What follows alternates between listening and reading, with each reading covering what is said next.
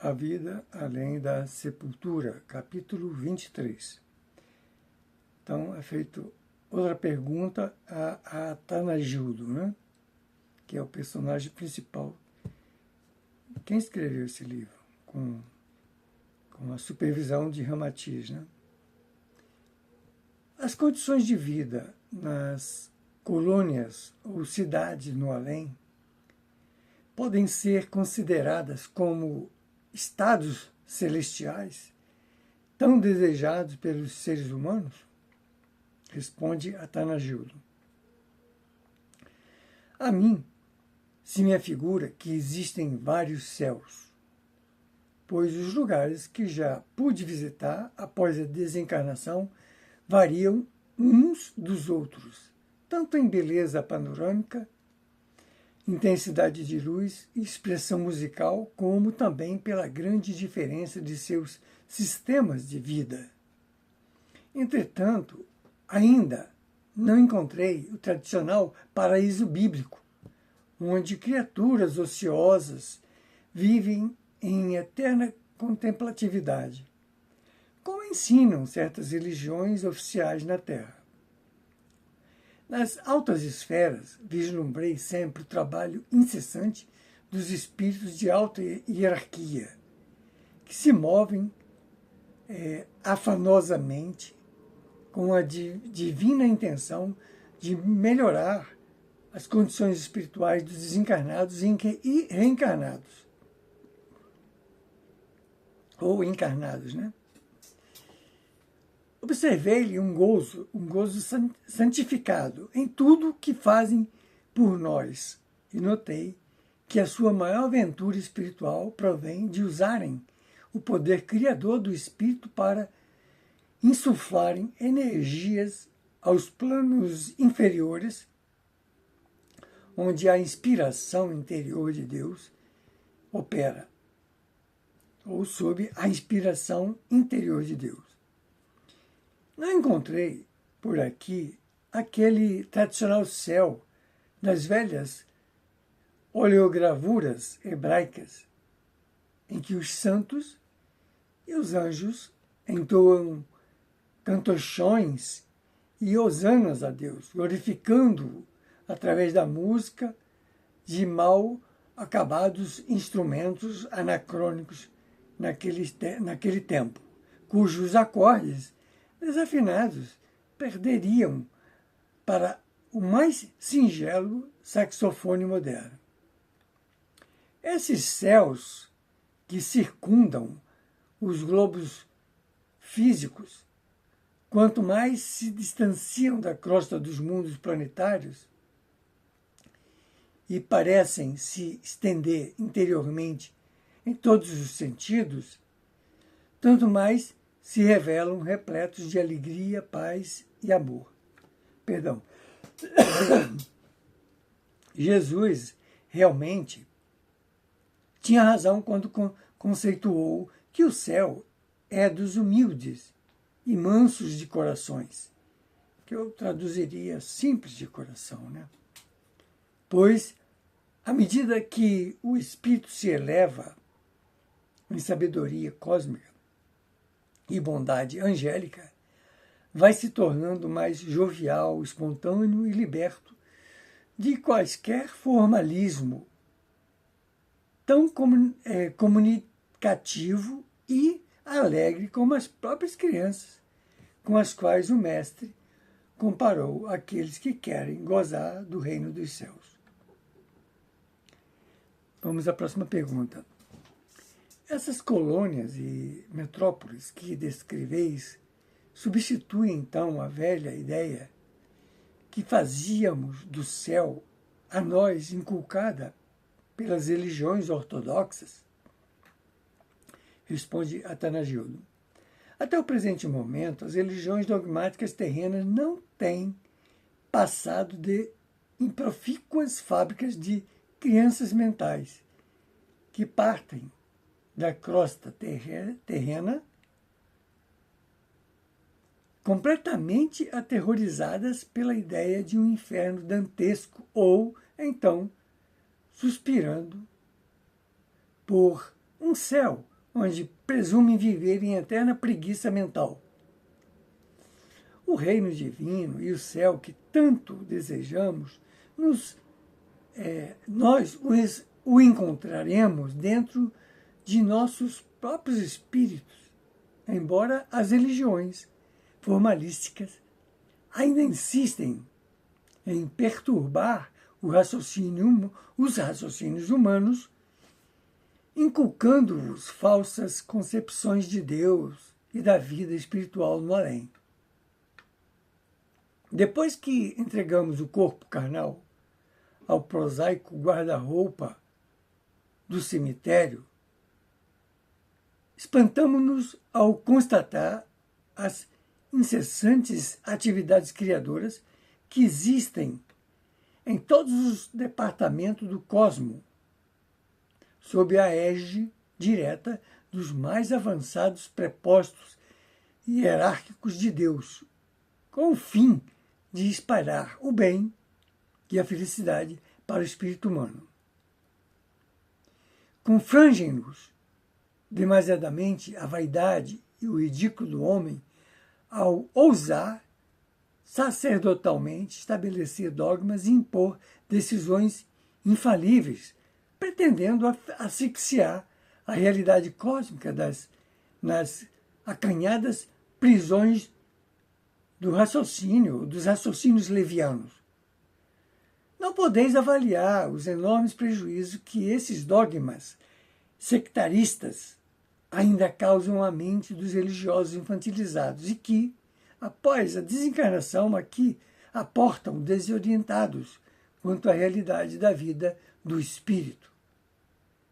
Pintam-se-lhe na mente as mais tremendas decepções quando deparam com os cenários de trabalho e de responsabilidade comum dos espíritos em lugar do paraíso das rabecas guinchantes e das ladainhas quilométricas. Muitos se afobam pensando que já se encontram no limiar do terrível inferno que lhes havia ensinado na terra a voz sentenciosa e convencida dos sacerdotes ainda condicionados às lendas do velho paganismo. A imprudente concepção de que o panorama celestial é absolutamente diverso de qualquer coisa que lembre a vida humana, ou de que se trata de um lugar de exclusiva beatitude e ociosidade espiritual, cria indescritíveis desilusões às almas recém-desencarnadas. Elas se espantam ante as figuras despretensiosas dos verdadeiros santos, que se movem em socorro dos espíritos infelizes, atolados nos pântanos do astral inferior. Desiludem-se ante a comprovação de que no além ainda se repete o serviço costumeiro da terra, duvidando de que os desencarnados ainda devam lutar pela sua incessante renovação espiritual. Sob a demonstração irrefutável da realidade no além-túmulo, extinguem-se então todos os falsos raciocínios trazidos do seio dos templos luxuosos da terra, através da palavra eloquente dos instrutores religiosos que se conservam tão ignorantes do destino da alma quanto os seus próprios fiéis. Então vamos à próxima pergunta. Você vê, quem chegou até aqui está entendendo o livro que eu estou comentando aqui, já está num outro patamar, né? Claro que isso aqui não é para qualquer mente, né? Isso aqui, para chegar até aqui, acompanhar isso aqui, já tem que estar com um passinho à frente. Não é santo nem nada. É só que já está com a mente mais preparada para, quando chegar do outro lado, não se assustar com tanta coisa que aqui, como diz aqui bem o Atanagildo, as religiões seculares, né, plasmaram ideias completamente avessas à realidade. Então vamos à próxima pergunta. Diante de vossas considerações, alguém há de pensar que estáis censurando os postulados religiosos do catolicismo e do protestantismo, embora tenhais afirmado que devemos acatar toda experiência religiosa alheia. Não é verdade? Responde Atanagildo.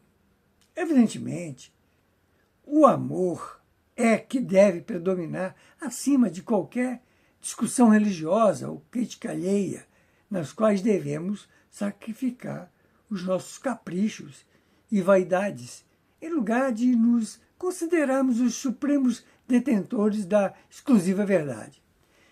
De nossa crença, e assim não ferir o próximo, e não despertar-lhe a mágoa no coração, isso que importa. No entanto, o esclarecimento sensato e libertador, para que a alma alcance mais cedo a sua própria aventura espiritual, de modo algum deve ser considerado como censura religiosa. Demais, do lado de cá, não estamos censurando a quem quer que seja, mas tão somente mostrando a realidade do que se passou aqui e alertando a humanidade terrena sobre a má interpretação do que seja a vida depois da morte. Sem dúvida, Krishna, Sócrates, Buda, Jesus e mesmo Kardec foram verdadeiros revolucionários religiosos para poderem acelerar o progresso espiritual dos homens, sem que, por isso, devam ser considerados intolerantes ou sectaristas. Eles não pregaram seitas, nem feriram postulados religiosos, mas apenas esclareceram princípios superiores que haviam sido deturpados pelos homens. Quer dizer, mais uma vez está aí. Quem cria as religiões são os homens. Esses luminares não criaram religião nenhuma. Mas apenas esclareceram princípios superiores que haviam sido deturpados pelos homens. As seitas e os divisionismos são consequências diretas da ignorância humana. Né? As religiões é produto da ignorância humana. Né? Aquele negócio, o domínio, o poder sobre as almas. Né?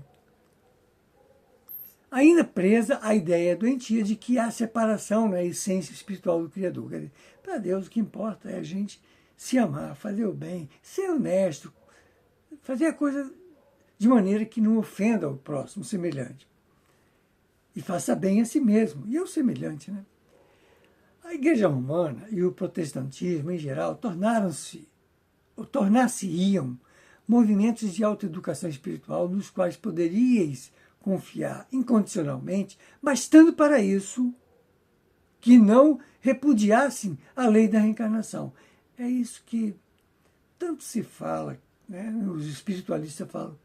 A coisa mais importante é entender que a vida continua, a reencarnação é um processo da evolução do espírito, não é uma invenção do espiritismo. A reencarnação sempre existiu, de todo sempre, eternamente existiu. É uma lei universal. Então, não é invenção de Kardec, de nenhum espiritismo, nem nada. É uma coisa que existe.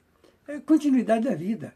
Ninguém consegue chegar à plenitude de um super-anjo, né, sem ter vivência, né, sem ter maturidade, sem lapidar as suas más índoles. Né, porque o que mais a gente vê no mundo, aqui no planeta Terra, por enquanto, é gente de índoles perversas, cometendo crimes ou de hediondos o tempo todo.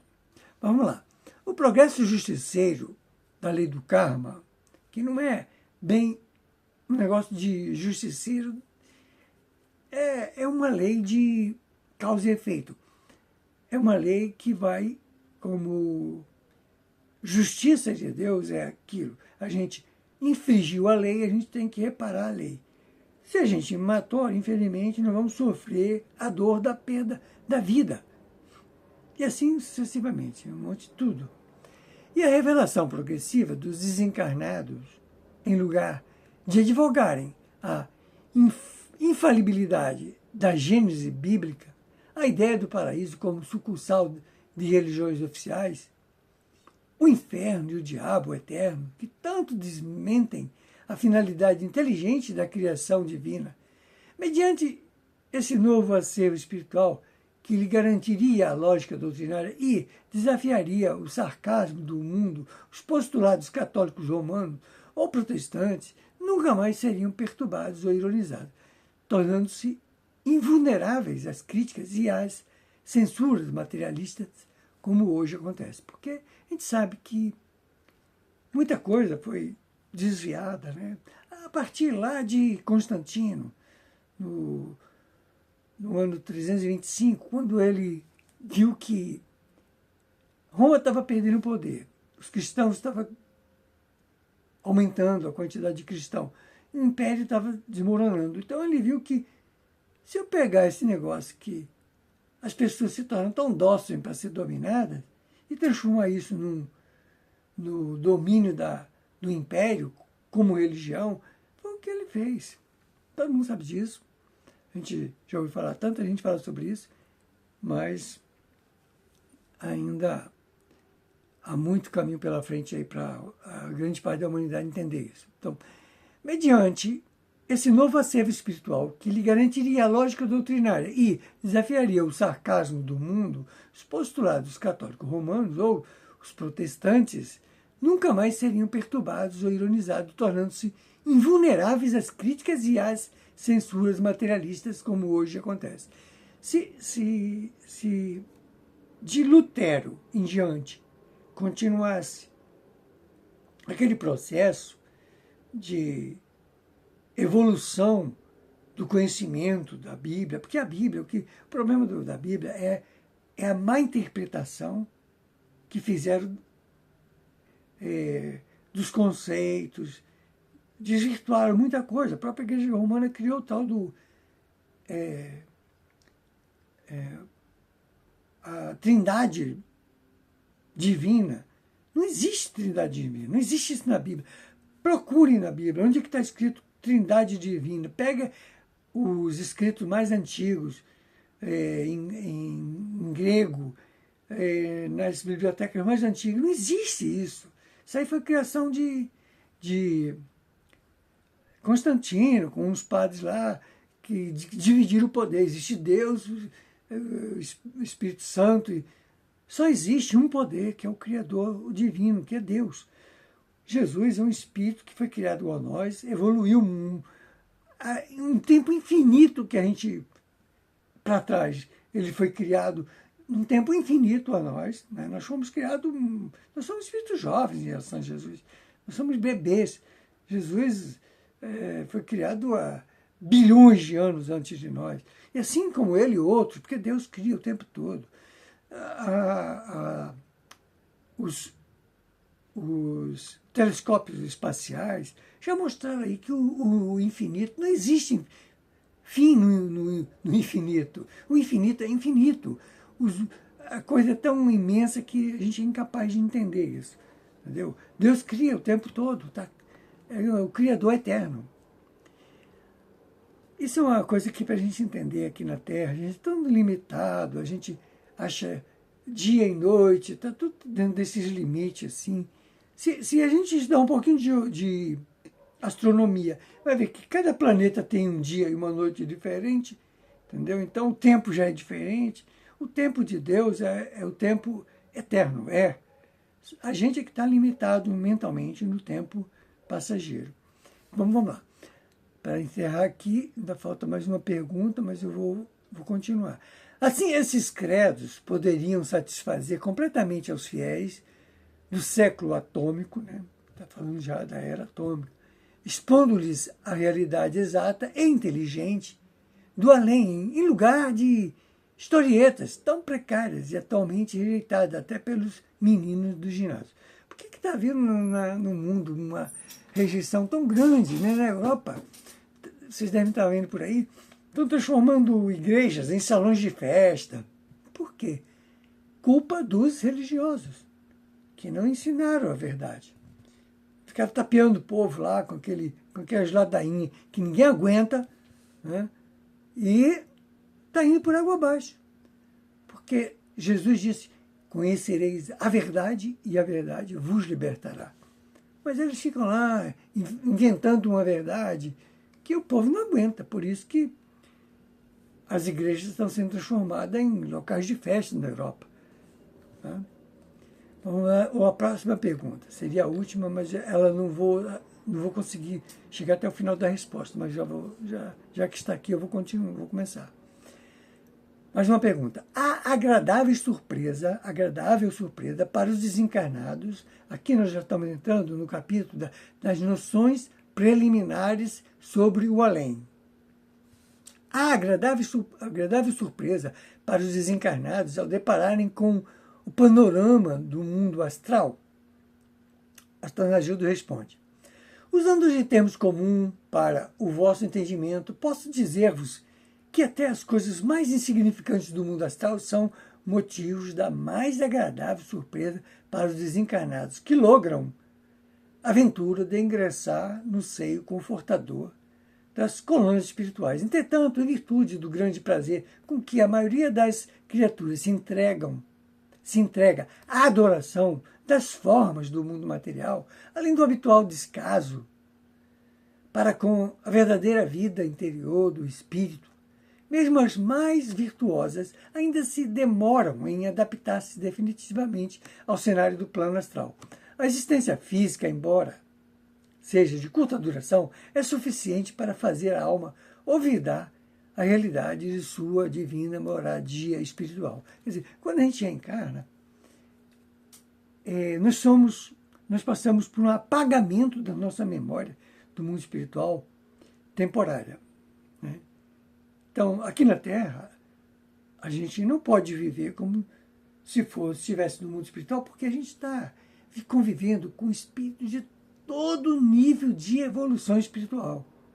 Que seria impossível eles entenderem o que eu estou falando aqui. Imagine, há 2000 anos atrás, quando Jesus disse que mandaria um Consolador, o Espírito da Verdade, né, que veio em várias ocasiões, com vários espíritos. Né? Eu conceituo mais Kardec porque foi quem começou a falar do mundo espiritual com mais propriedade. Ele codificou esse conhecimento, ele não inventou nada. Ele pegou todo o conhecimento que existia de comunicação no mundo. Ele era um pedagogo. Kardec, ele foi aluno de Pestalozzi, né? Foi pupilo de Pestalozzi. Então, um espírito que se preparou aqui na Terra, mas ele já era um super espírito. Na verdade, eu vou dar um spoiler aqui, Kardec foi Abraão, Davi, Elias, Moisés, João Batista. Kardec é simplesmente o Arcanjo Miguel. Simplesmente isso, o Arcanjo Miguel, o chefe das milícias celestiais.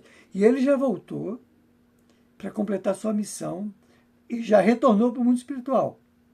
Eu não vou falar aqui agora, né, quem foi, porque pode causar muita polêmica, mas vou encerrar por aqui. Ficou longa, mas eu acho que ficou boa.